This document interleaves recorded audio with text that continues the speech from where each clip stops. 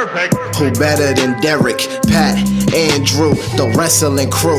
Man, they bout to put an end to y'all careers like a finishing move. They bout to give y'all facts on these cats that's fighting on these mats. Y'all can't see them like John Cena. Even if y'all had 20/20 vision, y'all better listen, pay attention, and take notes down and realize that it's not your time now. And watch these three kings take the crown. Hey, hey.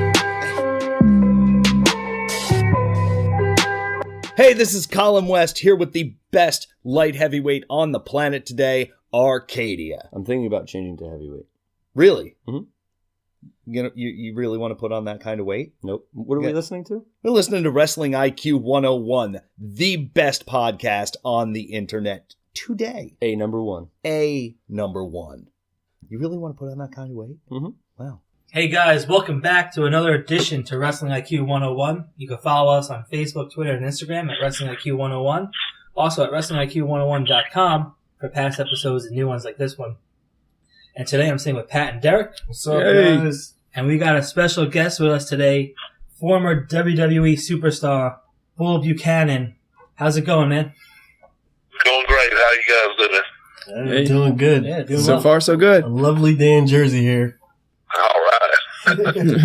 Now, when you were in the WWE, when you got there, you were teamed with one of the greatest wrestlers of all time, in my opinion, the Big Bossman. Can you kind of just tell us about your experiences with him and things that you picked up from him? Oh yeah, I'd love to.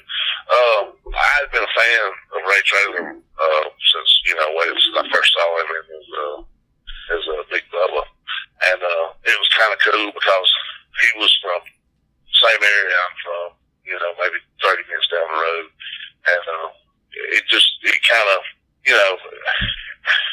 when you're a kid, you see or I wasn't a kid, but, teenager, but I already knew this is what I wanted to do. And see somebody that was, from the same area that I was from, doing it at the level he was, just kind of use a little more drive. But it's weird because I'd never met him until I actually got up there because I had always, my association was always with WWE from the time I went to Smoky Mountain. And, of course, Jim Cornette was my manager in Smoky Mountain. And, of course, he was, Bubba's manager back in WCW. And, he always made the connection between the two of us. And it was actually after I'd already been to WWE and did the Truth Commission thing. And I was at home. I was still under contract, but I was, getting paid to sit around. And Cornette called me and wanted me to come up to OVW, which had just, he had just got down there. Danny Davis already had the promotion, but Jimmy had just got down there, and he wanted me to come up, and he come up with the whole idea of Bull Buchanan and everything. The original Bull Buchanan in OVW for Cornette was a prisoner who was on work really with Kenny Bolin. Told Jimmy, man, wouldn't it be cool if, maybe I could be like, Ray's Big Bossman's trustee or something. He said, yeah, something like. Well, fast forward about a year later, or 8 or 9 months, and I get a call from Cornette on a Tuesday. He said, hey, you got to be at TV tomorrow. And I said, we taped on Wednesdays at OVW. And I said, yeah, I know, I'm leaving in the morning. He said, no, you got to be back at TV, SmackDown in the morning. You got to find a matching outfit for Ray with for Bossman. And Tom Mann was like I'd known him for 30 years. He was just that guy. I'm sure anybody's heard any stories about him. They're all truths. Nicest guy in the world. Easiest to get along with. Just a great guy. And me too. I think one of the best big men ever in the business. If you watch the way he moves in the ring and the things he did. But once we got going again, it just like I said, it was like I'd known him for 30 years. It was not like meeting someone new and having to get used to it. We just we clicked, and even after we broke up, we continued to be friends. And as far as learning,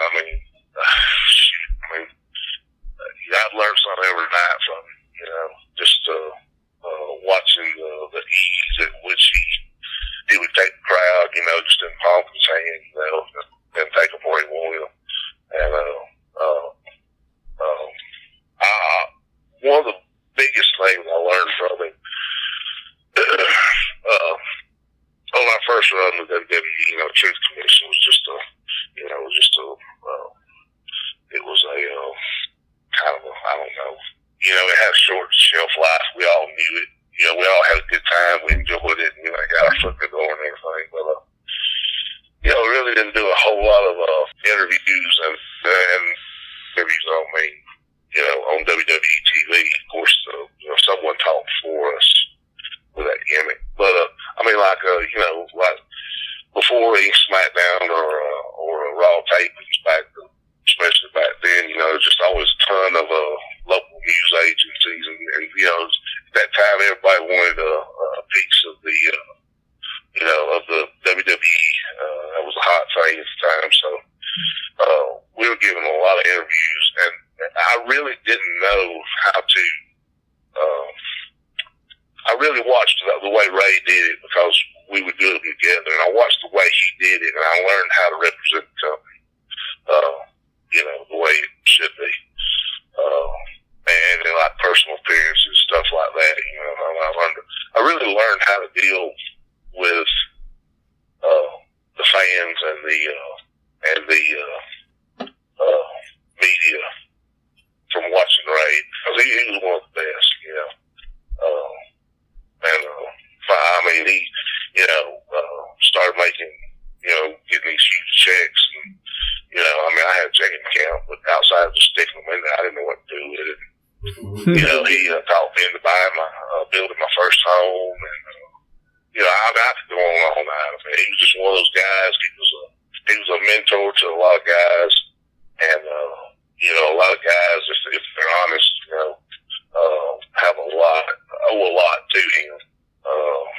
But the main thing was he was just a great guy. He was a funny guy. I mean, he would always call me up. He'd call me up and try to talk in a different voice. And, you know, he'd say, "Hey, Mr. Buchanan, we might have to tear 900 feet his name, you know, from the DOT, and we might have to tear your driveway up." And, you know, by the time I started getting hot about it and, you know, ready to cuss him out, he said, "Oh, no, this is Ray." You know, he was just that kind of guy.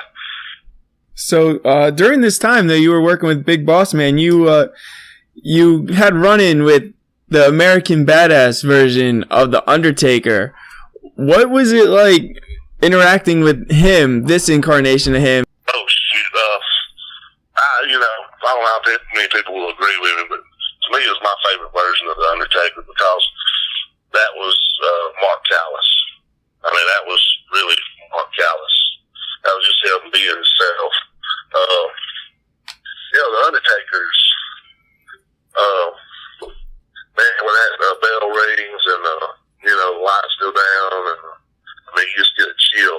But I don't know, when I heard that music and, you know, he rode the bike out, man, that was just, to me, that was the coolest thing in the world. I mean, that was absolutely the coolest gimmick of all time. To me, what made it better was you know, I knew it was Mark. I mean, I knew it was him. You know, he wasn't playing, you know, he wasn't playing a part. I mean, that's him. On any given day, you know, out somewhere in Houston, that's what you'd see on his bike, you know, riding down the road. But, man, I've been working with him, you know, it's Taker. First of all, you know, you're going to be making lots of money because you're probably working in the main event or most of it. Second of all, you know, I mean, he's an easy guy to work with. You know, the crowd's always into it. You know, man, at that time, I mean, we just didn't do anything wrong. Now, I look back at a lot of stuff we did, and, you know, there were I see mistakes, and there was, you know, we could have done things better, but at the time, there was just, I mean, you know, we could put anything out there, and people loved it. The business was just so hot. Yeah. Yeah, I enjoyed, but yeah, to answer your question, I mean, I enjoyed it. And you know, we did the thing where I stole his bike, so I got to, you know, they would, but it always bring a different bike. Whoever the Titan bikes is usually who brought them. They had, I guess, some kind of working relationship with Vince, and whoever the local dealer was, you know, would bring out one of his best bikes, and the beauty of working for WWE is there's these things are done in one take, backstage segment wise, and so a lot of times there's a lot of takes because maybe they want to get several different angles, or maybe that angle didn't look right. So I got to ride and stand by it. You see me just drive off into the parking lot, but then I go up and I go out of the parking lot and they got a whole block blocked off, so I can circle around the block and come back down. So I'm out here riding this bike all day. Yeah, as a kid, I always thought you were so cool, but I kind of hated you too because you were my favorites. Were you mad that the Shield stole your gimmick? No, not at all. You guys made it look pretty cool.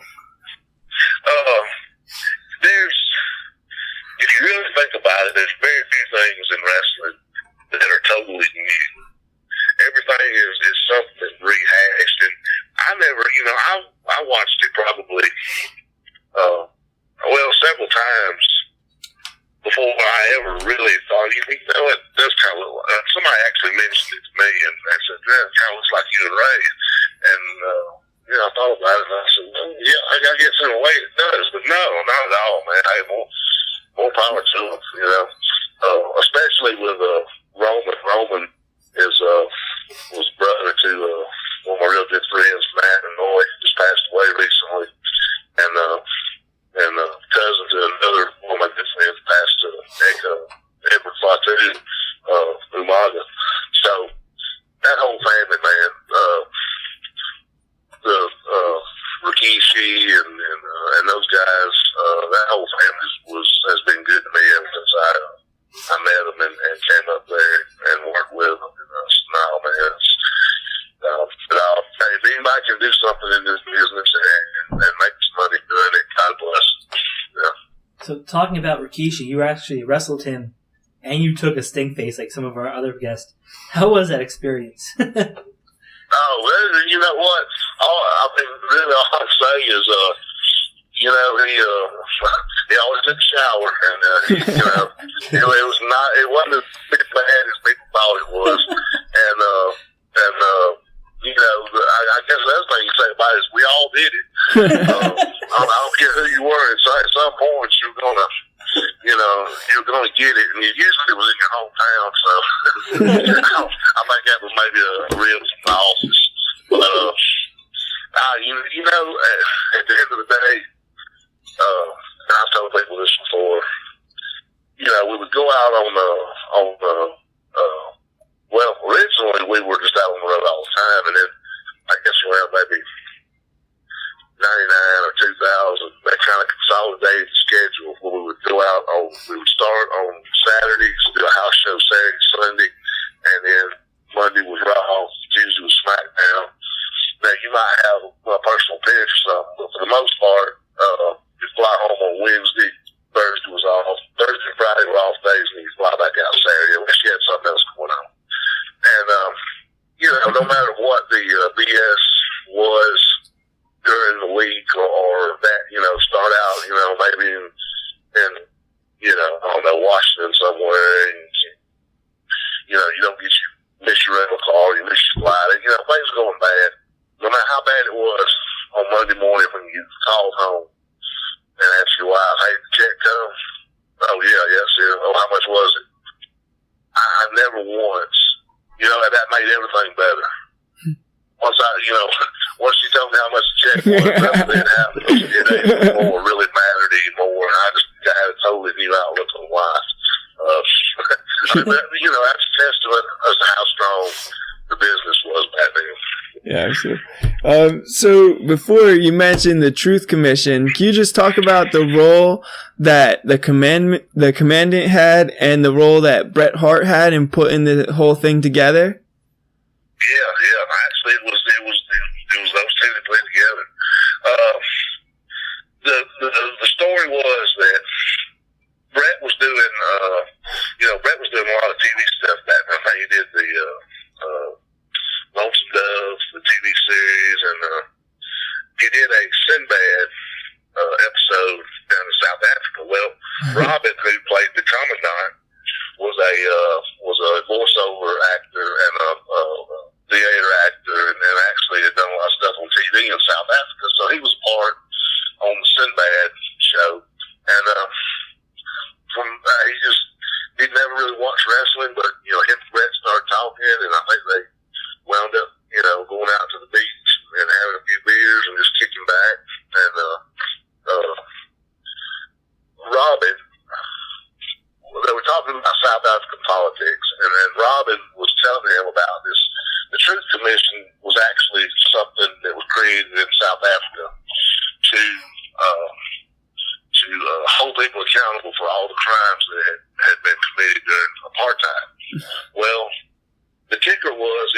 created by the apartheid government.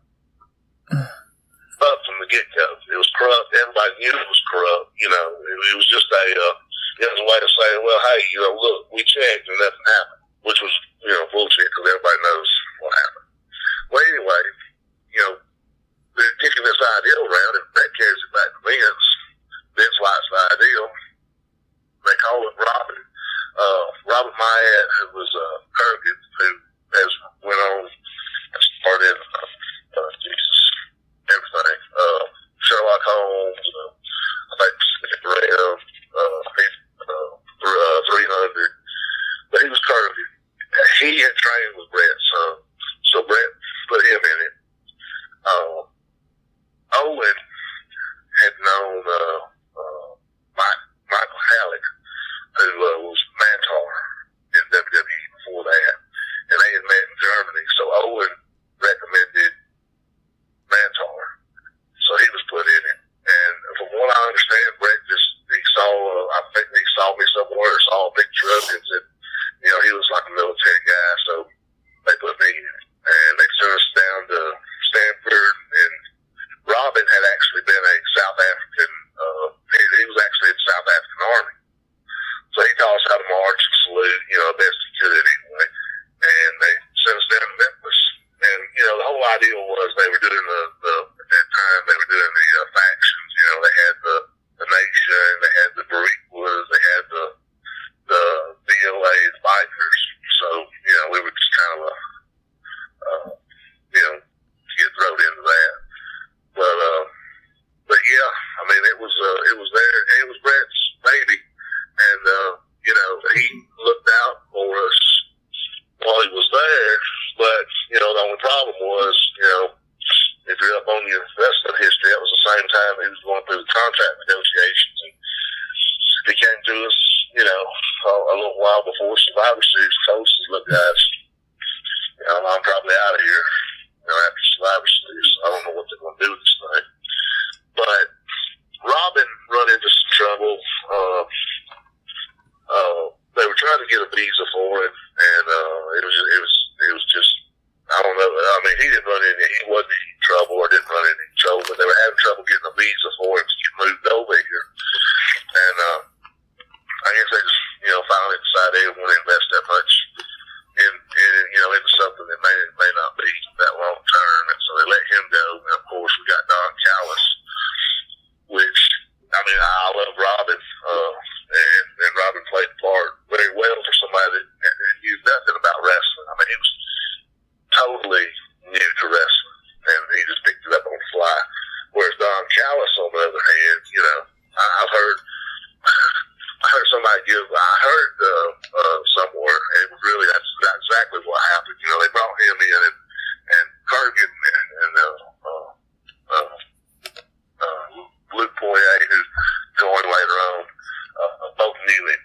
But, you know, I didn't know him, and one of the first house shows we did, he actually had a singles match. He went out there and worked. We come back through the back, and I was like, damn, man, I'm the White Room man. I mean, he was a hell of a worker. But yeah, you know, the whole thing happened at Survivor Series, and Bret left. You know, it just kind of lost its steam after that. But yeah, that's how it started. It was Robin and Bret's idea. Nice. So earlier you mentioned Smoky Mountain Wrestling, where Jim Cornette recruited you to. Can you kind of tell us, you know, your experience with Jim Cornette and, you know, just what he meant to you? Oh shit!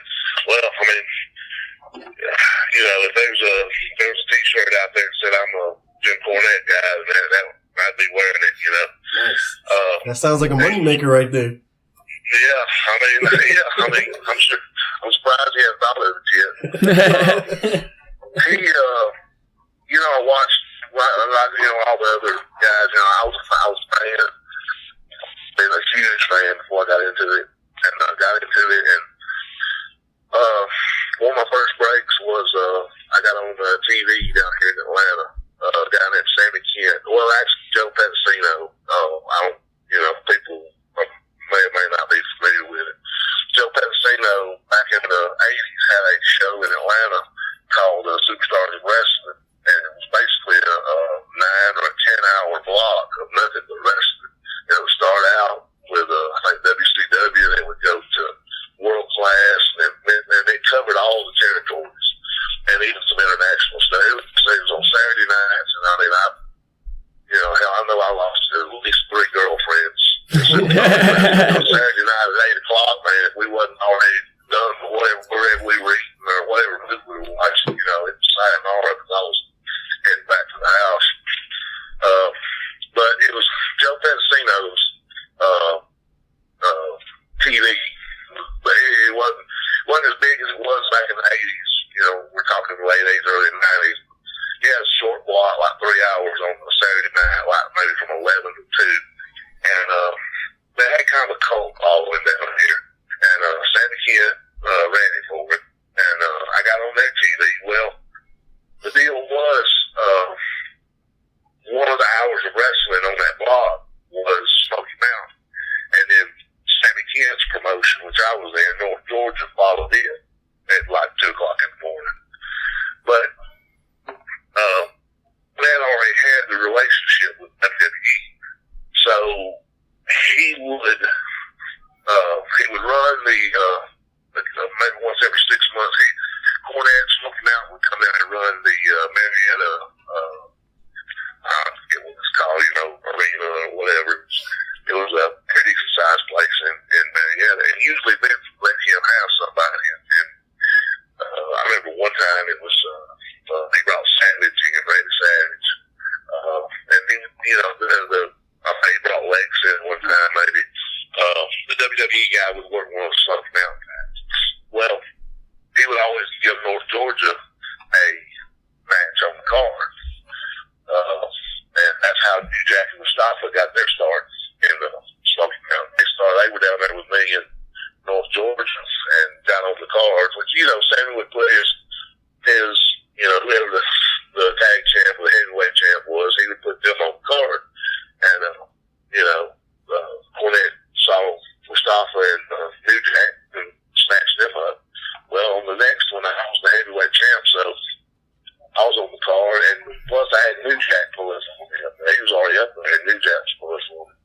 And Ricky Morton had worked with him some in Alabama, and he was pulling for me. So Cornette actually come out and watched the match, and I did the leg drop off the top. When we saw that, that's Bobby Eaton's finish, and it got over with Cornette. So, maybe 6 months later, I just got back from Puerto Rico, and he called me up and said, "Hey, you want to come up here?" And I said, "Hell yeah." And it was, honestly, I made enough to survive, but, as far as fun goes, it was the most fun I've probably ever had in business. It was just, it was a laid-back, relaxed atmosphere. It was a beautiful part of the country. I loved going up there anyway. And, if you couldn't learn from his roster at the time was Ricky and Robert, Dirty White Boy, Tony Anthony, Tracy Smothers, Buddy Landell, Terry Gordy, Tommy Ridge, and Brad Armstrong, all the Armstrongs actually.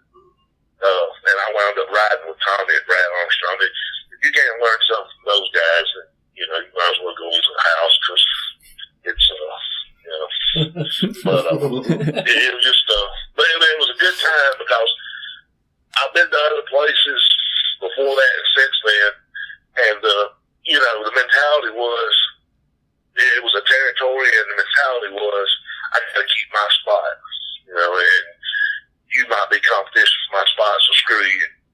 Yeah. And, it was a totally different atmosphere over there. All those guys were willing to, it was like, I don't know, maybe before I got there or something, Cornette or maybe from the inception, Cornette took the older guys and look, we're trying to build something here, so help these I'll take care of you guys, you help me take care of the younger guys, teach them something. And, outside of maybe OVW, I think probably more big stars have come out of, Glenn Jacobs, Al Snow,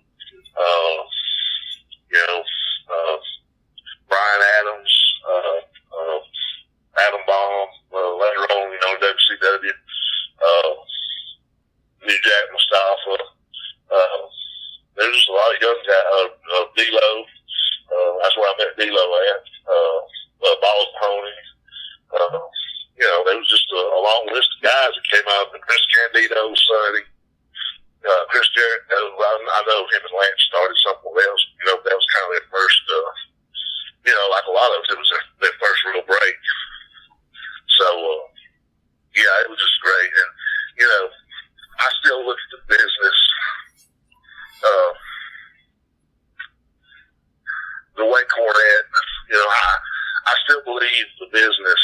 I really don't know how to put it. I'm not trying to be politically correct. I still think the business is better when less is known about it. If that makes sense. Yeah, definitely. I think that and he's used this analogy so many times. And I totally agree with it. Yeah, I know. I don't believe in magic. I don't believe in magic. And when I say a magician, the first thing that I think of is not, oh, that guy's magic. I wonder if he flies commercial or if he just, puts his cape on and flies to his shows. I mean, I know that it's not real. At the same time, I watched, I can't remember who, David Copperfield or one of those guys years ago, made the Statue of Liberty disappear. Now, I know that the Statue of Liberty didn't disappear. I knew that sitting there. But I also didn't know how he made it appear to disappear. Yeah. It makes sense. You know where I'm trying to go with it. Yeah, definitely. Don't tell me so much about it. Leave a little bit to my imagination. It makes to me, it just makes it a lot better. So, a little bit ago, you mentioned the end of the Truth Commission.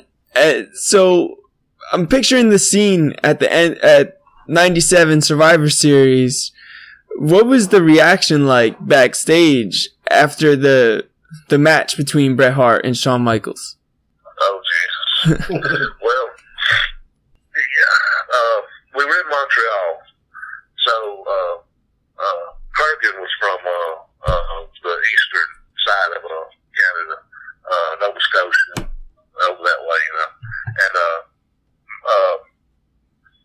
Mantar never actually made it up to the main roster with us. And to this day, I don't know why, but they replaced him with Luke Poirier, who, if anybody's ever followed wrestling in Germany, he was Rambo in Germany for Otto Watts for years, and just a great guy and a tremendous talent. But Owen had known him from over there, and a lot of the guys, everybody had been to Germany and worked with him and knew him. So, right off the bat, him coming in helped us out. Well, anyway, Montreal was his hometown, so he went home right after our match. Him and his wife went to, visit the family. So me and Kurgan are left there, and we had no idea.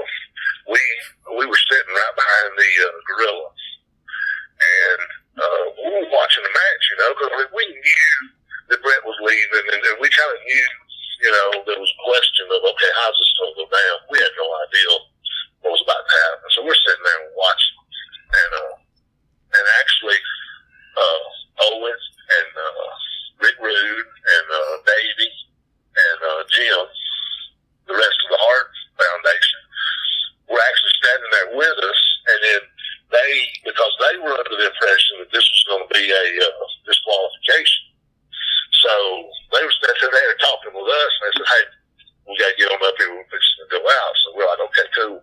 So they go into the gorilla, and we're sitting there, and we saw it.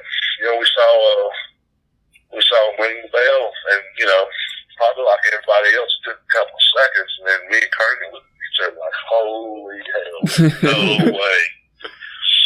And, I said, oh, shit, let's get our bags and get out of here, man. that was beyond my pay grade at that point. I didn't want to know anything or see anything. It was almost like I felt like we were like standing at the other end of the alley when a mob went down. I was just ready to, get out of there and not even be known that I'd been there that night. But, so we raced back to the dressing room to get our bags. We were in the dressing room with Bret and Shawn. And so we raced back there to get our bags. We're pulling our bags out. Jerry Briscoe's coming in the door. And Jerry Briscoe said, hey, you guys stay back here. If anything happens, don't let them get in, keep them apart. And we're like, oh, you kidding me? Now we go from being bystanders to right in the middle of this thing. And so we sat down, and I think Ron and Don Harris, I think they came in. And then Sean came in, and it was very interesting to me, which I can understand, but it was a lot of effort for at that time, just not a couple of nobodies. But Sean came in and was living. Sean and Hunter came in. Sean was living, and he was telling Hunter that I'll never get anybody to work with me again. Nobody's ever going to trust me. I mean, he was throwing shit around, just mad.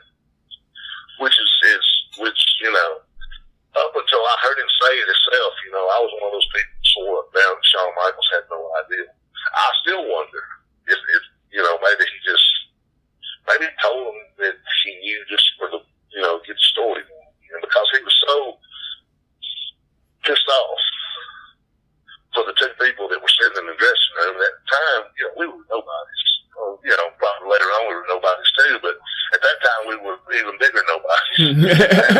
It always struck me as funny as just like, God, why would he do all that just for us? But anyway, he was hot, whatever. And I really don't think Hunter had a clue, because Hunter just had that look like, I can't believe, the same one I can't believe I just saw what I saw. He was kind of speaking. Sean was asking questions, and, what do you think? I'll never get anybody work with me again. What do you think? And Hunter was like,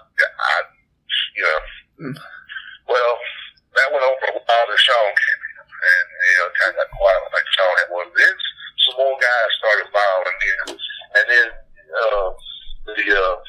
what was the Beyond the Man, or, the documentary they were doing for Bret.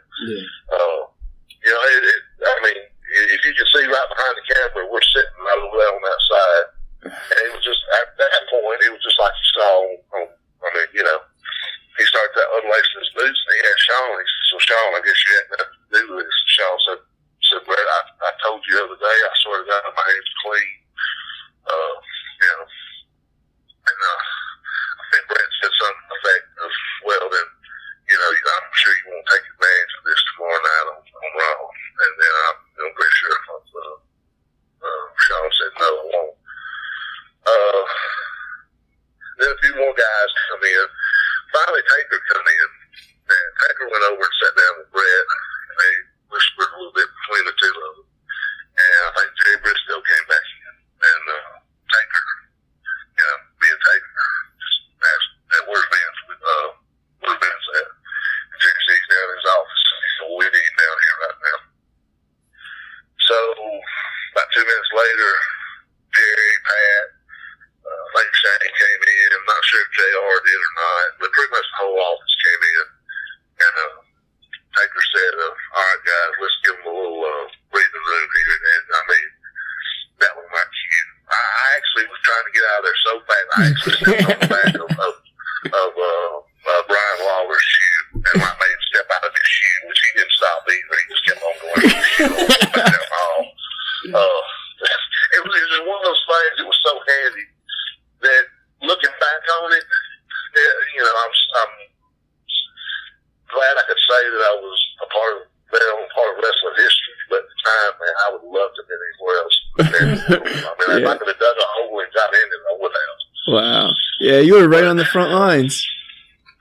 Yeah. Oh, well, when we got out to the car, we actually stopped because, like I said, Kurgan and Luke and all those guys from Kansas, they all knew and had trained with Bret, and I had got to know them all. And Davey Boy's wife stopped us, she's telling us, just you can't trust these guys, they're all snakes and blah, blah, blah. And we get out in the car, and then we saw Vince. He was coming out of his car, and they were going out to the cars at that point. And, I've had people ask me this, did he have a big black eye, and was he, wobbling around? And actually, no, he wasn't. I can't, I don't know. It wasn't until a few weeks later, we were on the road somewhere in Pennsylvania, that Don Callis actually brought it up.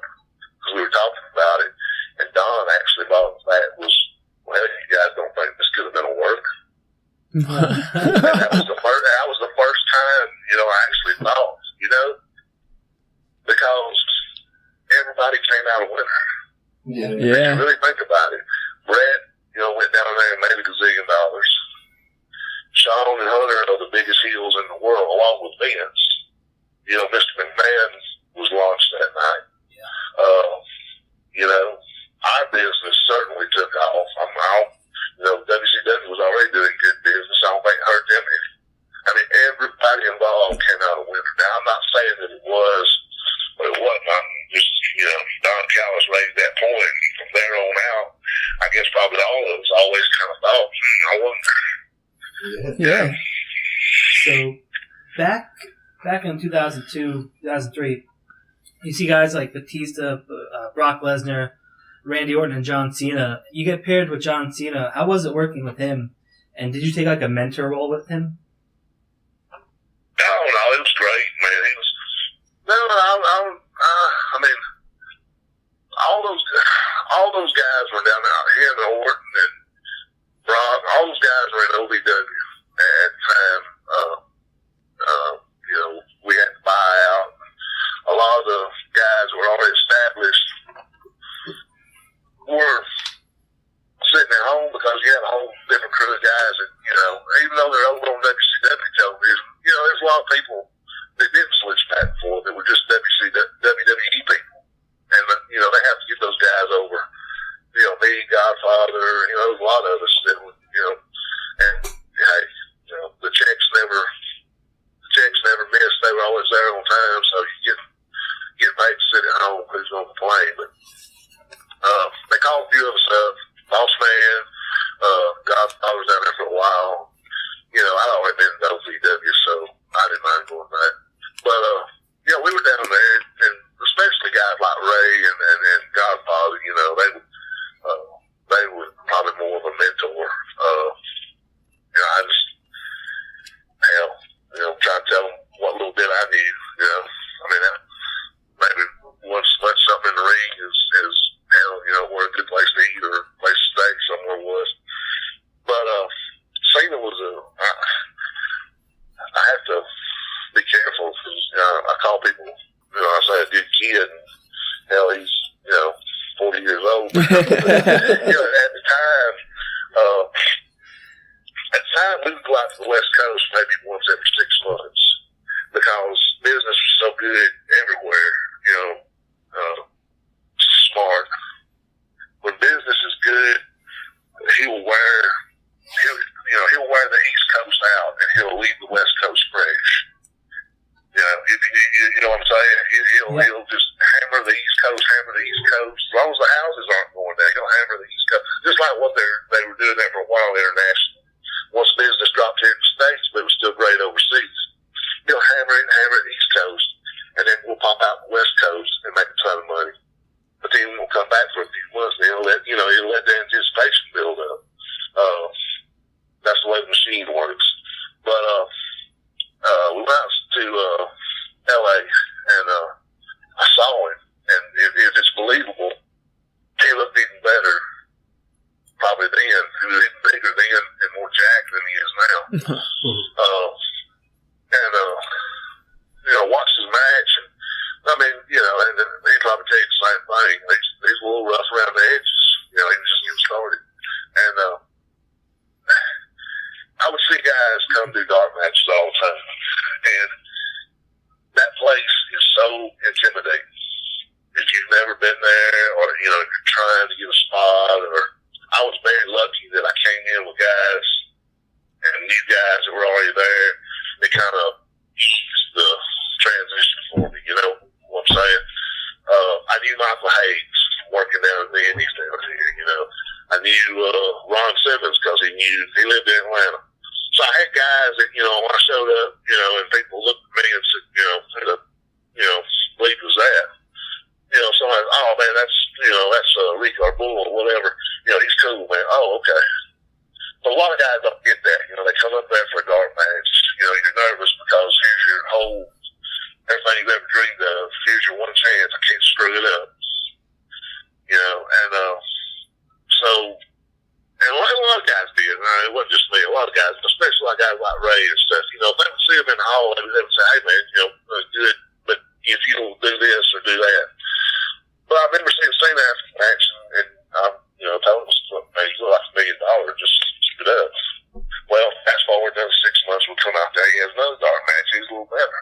You know, that went on for a few times, and then, you know, I get down to OVW after the buyout, and him and Orton, all those guys are down there. And Cornette was doing a promo class, or it was a class, but, you know, he had guys getting ready to do promos. And as soon as he grabbed that mic, I knew. I said, yeah, he's going to be a very rich person here very soon. They just, you know, you could throw any, and that was the game. We would throw a topic at them. You know, you'd have to get up in the ring, take the mic, and somebody would say,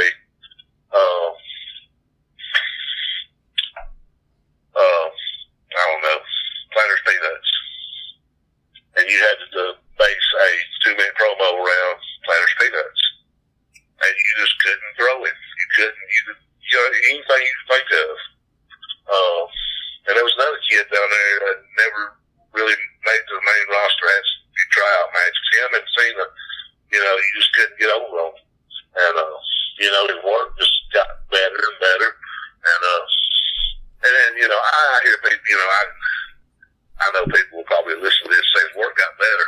You know, when you're making $10 million a year and by doing the you can't see me and dropping a fist on somebody's forehead, why do you do a moonsault? It's my response to that. Yeah, I understand people's always, you know, and none of us are Lou Thez. But seriously, I mean, you know, Hulk Hogan, same deal. You know, he couldn't work his way out of a paper bag. Well, go look at some of the stuff from Japan. He does know how to work. He's just a smart guy.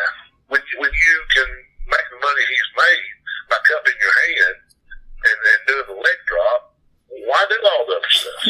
Yeah, really. Yeah. You know? I mean, Rocky has one of the sweetest arm drags I've ever seen. But after about 2 months up there on the road, you know, when you can do the people's elbow, I do it. Exactly. You know? People don't, I mean, what I'm saying is, you know, what you see on TV is not always everything somebody knows or can do or has done or you know, this business is psychology anyway. And the older you get, the more you find out that you use your brain more and your body less. If you have any longevity, you learn that lesson. But anyway, he kept getting better and better. You know, come up with, and actually he was, we were doing dark matches about the same time, and you know they gave him the break with Kurt and the whole thing, and then they found out he could rap, and me and Shelton Benjamin were actually riding together at the time, and I think me, him, and Devon were riding together at the time, and one of the riders come up backstage and said, "Hey, you're gonna be John Cena's homie." and this guy was as white as white gets, you know. The way he said homie, I just kind of cracked up a little bit, and I thought he wasn't laughing; he was serious. You know? Oh my God! Like, oh, okay, cool.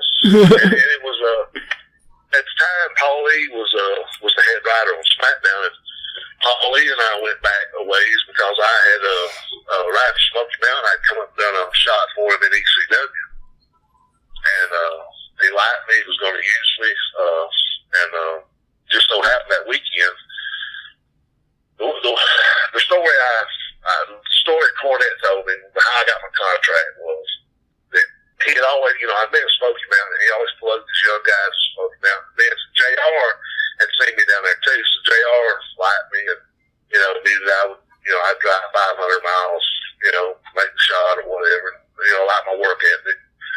And so after Smoky Mountain shut down, Cornette said, "Just keep plugging at it, and I'm gonna get you up there. Just give me a few months." And I'm saying, "Hey, no problem." Well, a guy named Billy Black, him and a guy named Joel D, were a pretty successful tag team over in All Japan, and at the time, ECW was, you know, probably one of the first places in the United States that were showing a lot of international talent. You know, guys from Japan and Mexico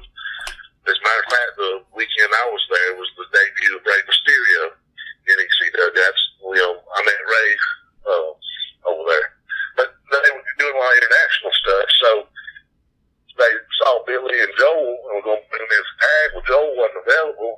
I had been working with Billy down here in Georgia. He called me up and said, hey, you'll go to ECW. And I'm like, hell yeah. So we go up, and I called Cornette because I knew him and Paulie had a little bit of heat over the New Jack thing. And, Cornette's like, hell yeah, go up there, don't worry about it. So go up there. Very successful weekend. We worked the Eliminators. Had a good match. Paulie was impressed. Told me he was, come back and we'll use you, And that weekend, Cornette was at TV in Connecticut and knew I was in ECW.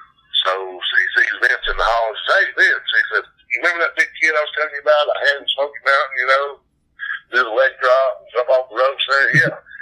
Yeah. Paulie just brought him up. He's in ECW this weekend. And Vince said, sign it before he saw his head off. That's a wrap. And so I had a contract in the mail next week, and it was kind of a hard decision because you get an envelope with WWF at the time logo on it. I mean, hell, who ain't going to mark out for that? I mean, there's probably some pictures of me dancing around with it naked, floating around somewhere, but but at the same time, I'm thinking to myself, if I go to ECW, because I'm coming to WWF as nobody, if I go to ECW, and Paulie does push me, I can make a name for myself there. So I had to think about it, but, guaranteed money is guaranteed money, so I went with WWF. But anyway, Paulie, I'm sorry, I kind of got off track there. Paulie had known me and liked me, and he was the head writer on SmackDown. The original idea was for me to be paired up with Jamie Noble and Nydia as Jamie Noble's cousin. I said, I thought it was a great idea. Jamie Noble would run his mouth and, with Albert or something like that, and then, get in over his head, and here I come. Well, Paul didn't like that because Paul thought I would get lost in the shuffle, and he was probably right with Nydia and Jamie. So he come up with the big square idea, and put me with him, and hell, we were just having a lot of fun. I mean, we really didn't travel together because I think him and Orton were still riding together at the time, and I was still traveling with Shelton and D-Line. But he was a great guy. I mean, he's and I know he hadn't changed because I still hear stories. People will come up and tell me, hey, man, I actually got to meet him, and he was so cool. He stopped. He's just really a down-to-earth guy, and appreciated what he was getting, and really learned and was it was like Hunter. He was a student of the game. He studied this stuff. I mean, he studied it, and he learned it. He knew it. And he knows the history, and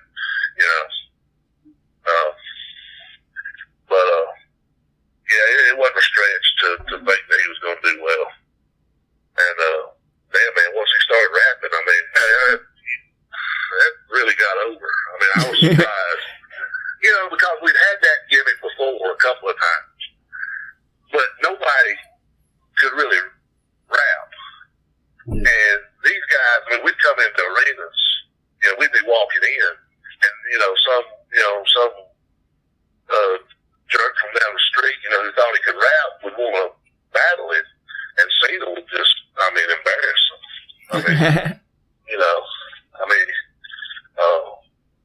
He can really, and people, have asked me, they wrote that stuff for him. No, he come up with all that stuff himself. Really? Oh.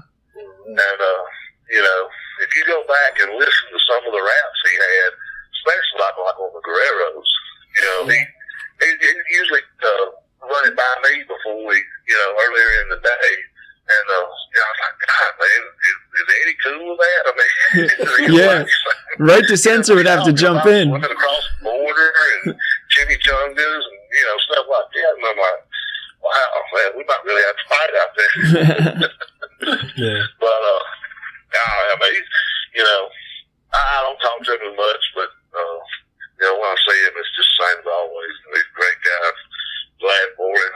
Good to see he is a very good representative of the company. And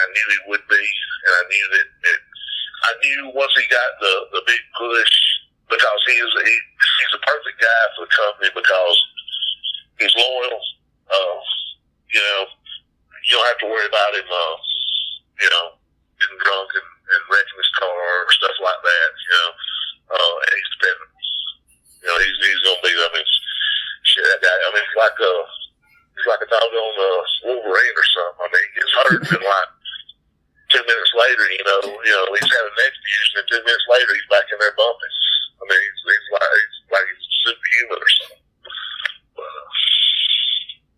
But yeah, it was fun, man. I enjoyed it. So, kind of a opposite role than being B Squared. You were in Right to Censor. Can you kind of tell us? Can you tell us how that came about? And working with Stevie Richards and the Godfather, and Val Venus and Ivory, who are also part of that group. How was that? Those guys in the group are like total opposite that you would expect. Yeah. You know. Oh yeah. Oh, it was. I mean, really. I mean, that was to me. When I hear people, they always associate me with B Square and everything, but to me, I always kind of associate that with But it was Stevie and I met. What was that when I went over to ECW at one time? It was a high, whatever. But we were out in Anaheim for whichever number it is. I can't remember the numbers, 18, maybe 16, something like that. Me and Bossman against D-Lo and Godfather. Anyway, we're out in Anaheim, and we're both over there working out at the gym. And my wife wasn't out there, and he was single at the time. So I was like, hey, you want to grab a bite to eat? So we went over to a restaurant, started talking. We wound up sitting there for 4 hours, talking, and so we became friends. And then I'll never forget, I really hadn't paid that much attention to what he was doing on TV, but I knew he was walking around in a shirt and tie. And, at that time, they would give guys something like, you guys remember Just Joe? Yeah. Just Joe. Just Joe. Yeah, Just Joe, Well, that's why I was trying to get you to remember, because most people don't, because it was just like a few weeks and then it was gone, And I said, it's that damn, it's Stevie Richards, Dancing Stevie, people know this guy. I figured he was just some little something, he'd go back to being, Stevie. And I got the Albany in New York, and there again, oddly enough, one of the writers walks up to me and says, hey, well, what's your next size? And I said, 19, I think. And I'm thinking, shit, are we going to, like a big deal or something? They fit us some tuxedos. And they said, no, we're putting you with Stevie Richards. I said, oh, cool. And I'm like, well, so I go find Steve and I said, hey, man. I said, they're putting us together. He said, yeah, man, I'm stoked. And I'm like, what the hell are we doing? Besides wearing a shirt and tie. And, and I ain't gonna lie, at first it kind of let me down. This time I was jacked. I'm like 300 with abs. Just wearing the boss man vest to me, was kind of cutting the world short on this wonderful body I had built. And now they put me in a shirt and tie, but he laid the whole thing out to me. I got to thinking, I said, well, because at the time, they broke me off from Ray because, and I was disappointed with that because I really just loved working with the Rays, and I thought we had good chemistry, and, I kind of saw myself, hopefully, because I knew Ray was, kind of, looking to finish up in a year or two or something like that, make a little more money and finish up. And I kind of saw myself, hopefully, as carrying on that boss man's legacy, But he had to get his knee scoped or something, so they broke me off on my own. And, I had to win over Jericho, and there was actually some talk about, I think Crash beat me in the King of the Ring tournament. There's actually, I think, some talk of me getting toward the finals in the King of the Ring, And so we went, with the right censor. But he laid it out to me. But I never, in my wildest dreams, imagined the kind of heat that got. And, I respect people's opinion, and I don't, try to big league anybody. I mean, everybody's got their own opinion. But one of the things I will argue, and I'll argue till the day I die, that gimmick had as much heat as anything did that time, and probably as much as anything has since then. Just because, I mean, hell, we were jerks. I mean, it was. There's the heat that people, I know I'm supposed to boo this guy, and then there was the kind of heat that we got that was just like, God, I hate those guys. The music was horrible. I mean, that music, when that buzzing that was god awfulest noise, but it irritated everybody. And by the time that got done, that sets off people too. It just gets them annoyed. We were taking away. We were literally taking away all the good stuff. All the stuff that had really put us over the top. We were just slowly taking it away. And the match that Godfather and I had for the hose, I've wrestled. I've done shows here in Georgia.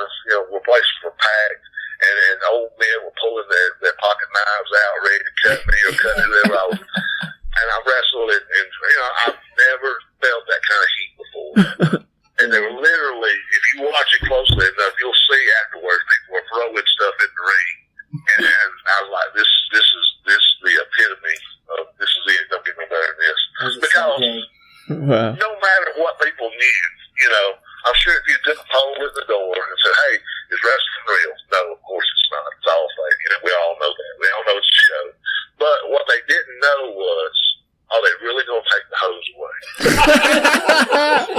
And they didn't, because they didn't know which way it was going to go. So for that 10 minutes, the world of pro wrestling just got real, because they had no idea which way this was going to go. And man, when Stevie hit him with that chair and I rolled him up, God, I really thought, because the hose were a big part of the show. I mean, people look forward to that. Now they're gone. Yeah. So I miss those things. But Godfather, Godfather was like, and he'll tell you, he'll be the first one to tell you, he hated you. And I don't blame him. He went from being the Godfather, the most popular guy with the hose, and everybody wants to be around and see Johnny, to the, one of the jerks. And Stevie, I think we were in Houston, and I came in, and Steve met me at the door, and he said, hey, you're not going to believe this. And I said, what? He said, they're putting Charles with us. And I was like, yeah, he is. And he's like, no. He said, Vince is telling him right now. And I looked over the guy, I saw Vince. And Vince can talk you into anything. I mean, he did, if you ever listen to the story of Rikishi, about Vince telling him that he's going to go out there wearing the diaper. Vince can talk you into anything, because he makes it sound, he sees his vision of what it can be. And a lot of times he's pretty spot on. And, he's trying to convince, and I could see, Papa Charles was over, and I could hear what he was saying. I could see his hands, like going in and out. Like, why? What? I don't know.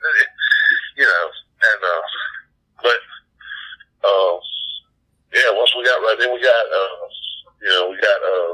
Val, of course, is, to me, one of the most underrated guys up there. On the mic, in the ring. I mean, he can do it all, and it looked great. And then, we were off and running. Do you think that Vince considered you a stable specialist, or more of like a product of the era with all the factions that were going on? Vince always saw me as a killer. And I think part of my downfall is, I just look at it as business. I mean, I was there for 8 years. Mm-hmm. And for 8 years, I got a check, and it was always on time, and it was always what they said it would be. And, I just looked at it as business, and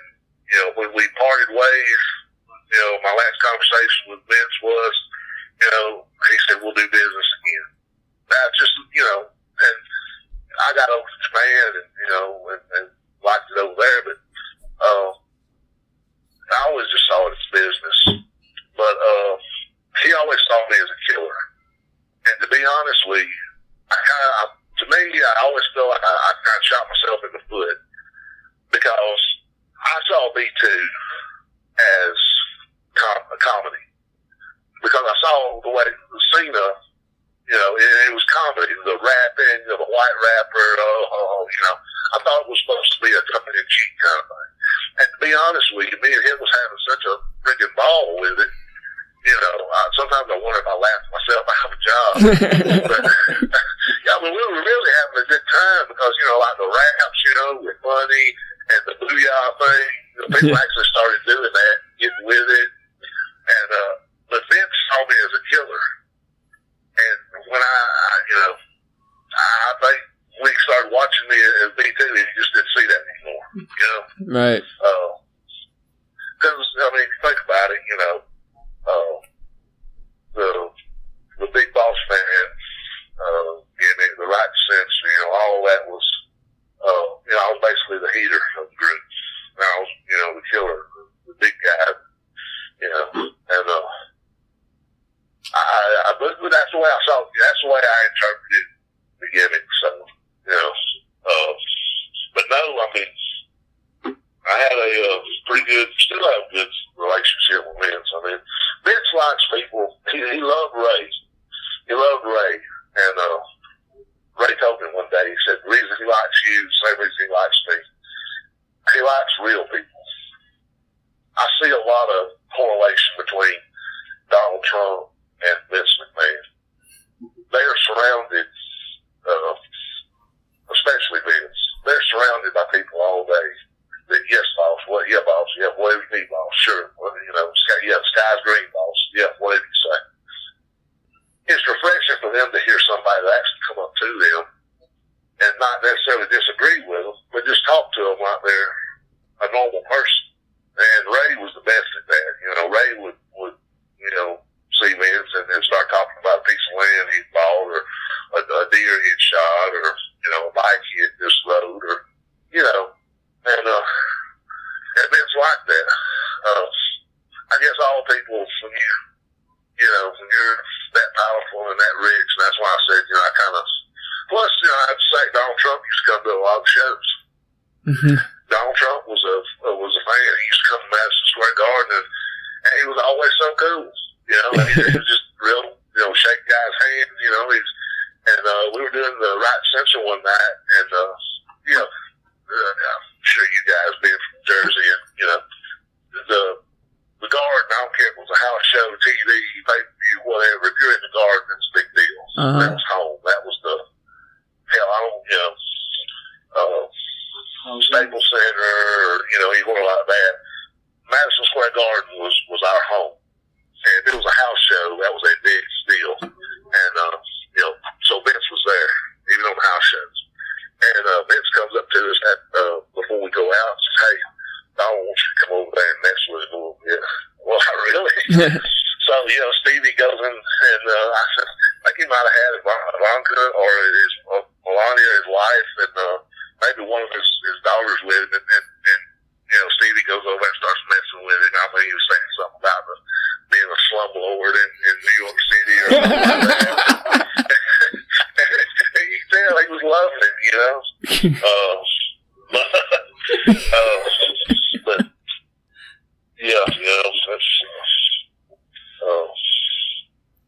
it's been fun, man. It's,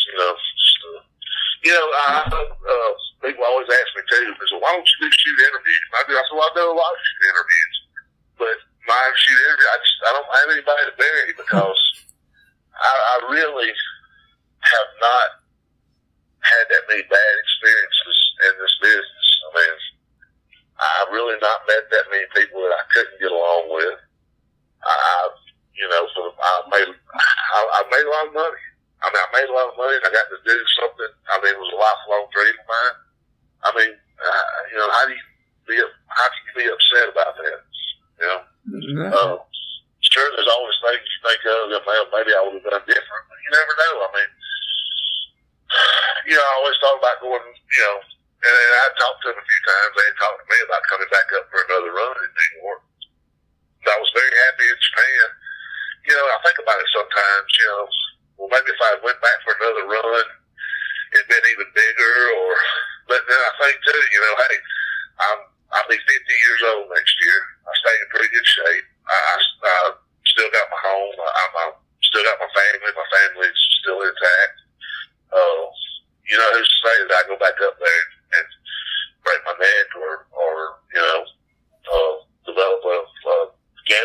it, or you caught messing around and wind up losing. I mean, it just you can't second guess yourself. I mean, things have turned out really, really good as far as I can tell. So, as far as doing things different, I don't know.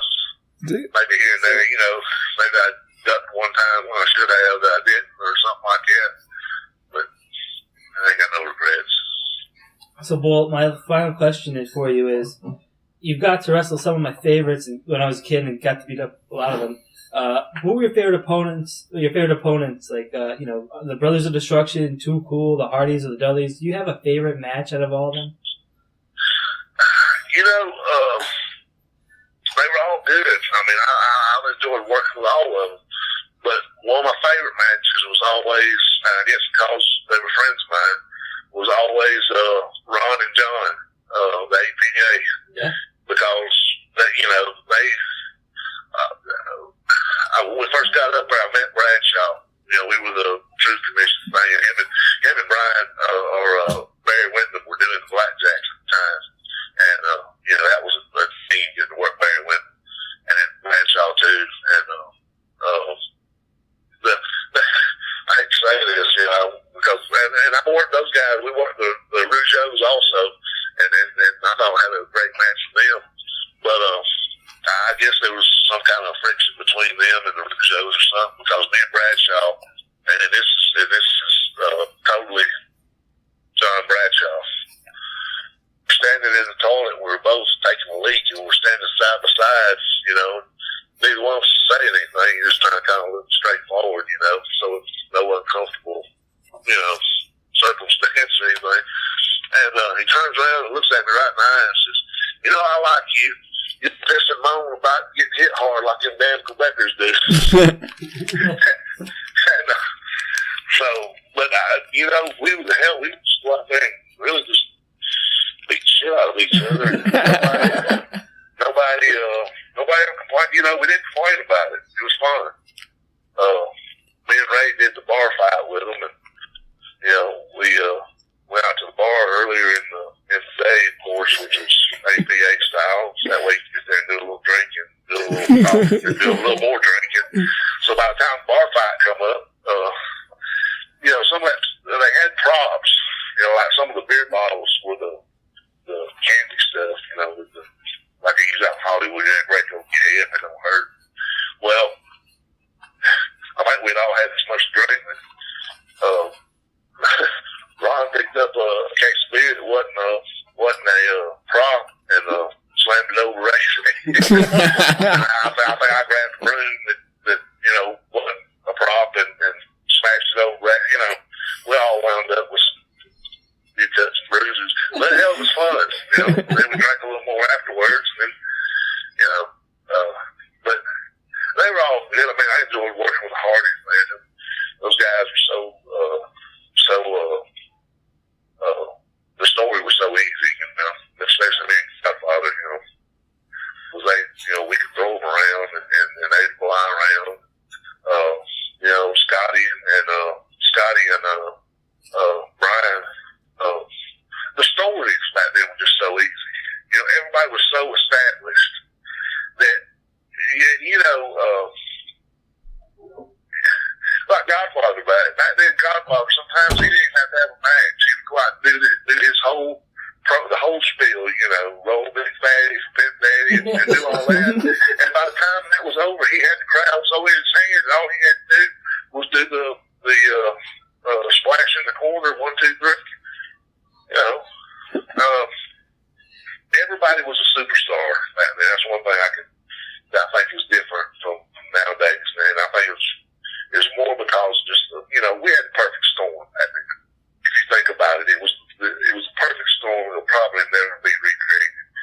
You had WCW that was doing great. You had WWE was doing great, and you had ECW that was great for what they were doing tremendous. And on the weekend, you could watch a pay-per-view almost every night of the month.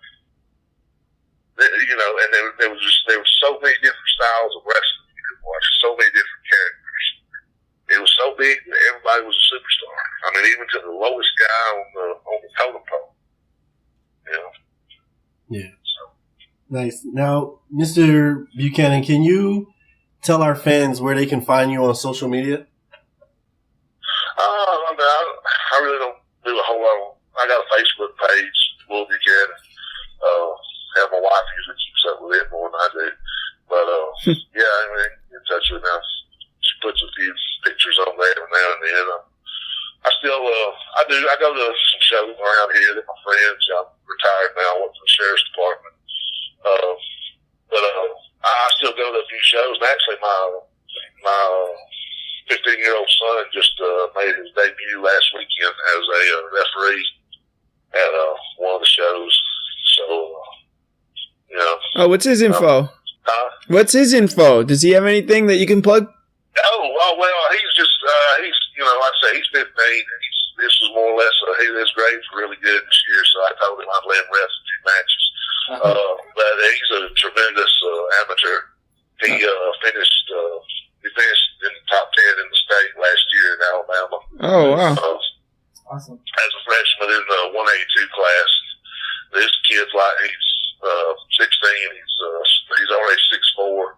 And I think he's like 215 or 216. He's trying to, he wants to wrestle heavyweight this year, so he's trying to get to like 250. Oh, man. Oh, man. That's Yeah, great. he's a shooter. So then my other son, he's 11, and he's coming right along too. So Oh man, good. yeah, they'll probably. I'm sure they'll probably give it a whirl at some point, which is fine. I mean, you know, it's been a good living for me. And to be honest with you, you know, the environment, right? The environment now that Vince has created in sport. As a father, I would be I'd feel a lot better letting them do it than I would have 20 years ago. Now, 20 years ago, I mean, holy shit, we'd have a good time. But, you know, the good time ends when guys start dying. You know, that's the sad part of it. You know, we're all having having a good time till guys start falling out. But, you know, I think, honestly, I think it's a lot better environment. You know, it's probably, I'm sure it ain't as much fun as there's no way it could be. But, you know, like I said, the fun, you know, it ain't fun when guys start dying. So I think the environment that Vince has created now is a lot better. A lot better for the guys. A lot better for the guys. Definitely. Well, we want to thank you to taking the time out and telling some fantastic stories from all of us. And Oh, sure. And for us, we're Wrestling IQ 101, and you can follow us on Facebook, Twitter, Instagram at Wrestling IQ 101 and WrestlingIQ101.com. See you soon. Peace.